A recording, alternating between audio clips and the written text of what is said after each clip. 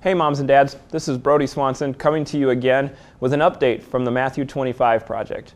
As you know, this year we have been helping our kids to be doers of the Word, to put their faith into action and to affect our community and the world. Let me remind you of the words that Jesus said to his disciples in Matthew chapter 25. He said, "For I was hungry, and you gave me something to eat. I was thirsty, and you gave me something to drink. I was a stranger, and you invited me in. I needed clothes, and you clothed me. I was sick, and you looked after me. I was in prison, and you came to visit me." Our kids have been involved, your kids have been involved, in helping some of these things happen right here in our community. In October, we collected 3,100 pounds of food for the Hunger Task Force through your kids. In November, we collected huge amounts of toys and gifts to take down to Heartfire Ministries for their Christmas store. Your kids were able to do that with your help. And I don't know about you, but we went over to Farm and Fleet to look for a couple of different toys for that Heartfire store, and it wasn't a chore, it was a joy. And I'm hoping that you're experiencing the same thing. This next month, December, is a difficult month for many families who are separated because one of the parents is incarcerated, in prison. And this passage says, it's clear that I was in prison and you came to visit me. Now, we're not going to take your children into a prison, but there is a way that we can partner with the people that help incarcerated families. And this year we're working with a group right here in Waukesha, a local group, who are helping these families be able to stay connected during the holiday season.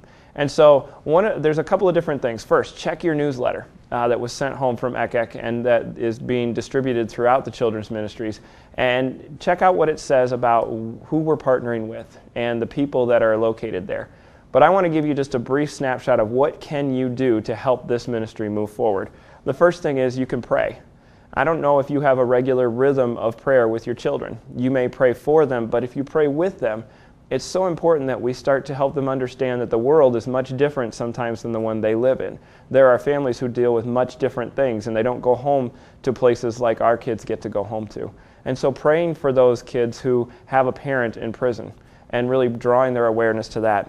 The second thing is you can make a Christmas card for these incarcerated parents, the people who are in prison.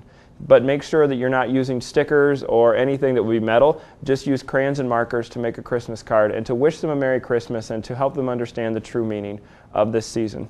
The third thing you can do, it's really awkward sometimes when kids go to visit their parents in the prisons because there's really nothing there that would say, hey, this is a place for a kid.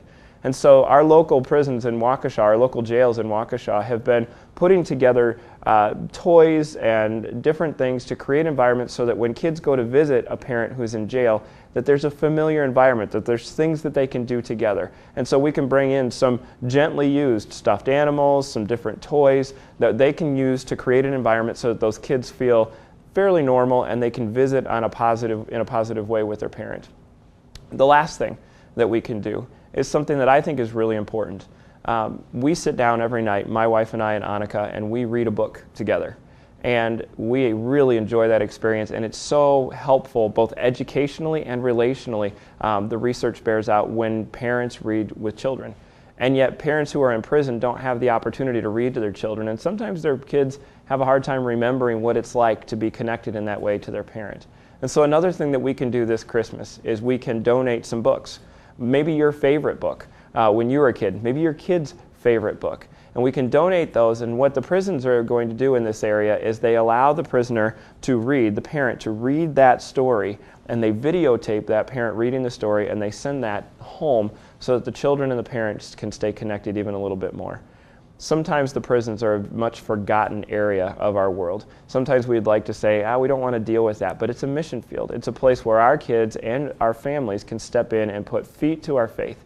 And this month we're going to do that. So read the newsletter, read the card, pray with your kids, look at the different things that we can do tangibly to make this a better experience and a better holiday season for these families of people in prison.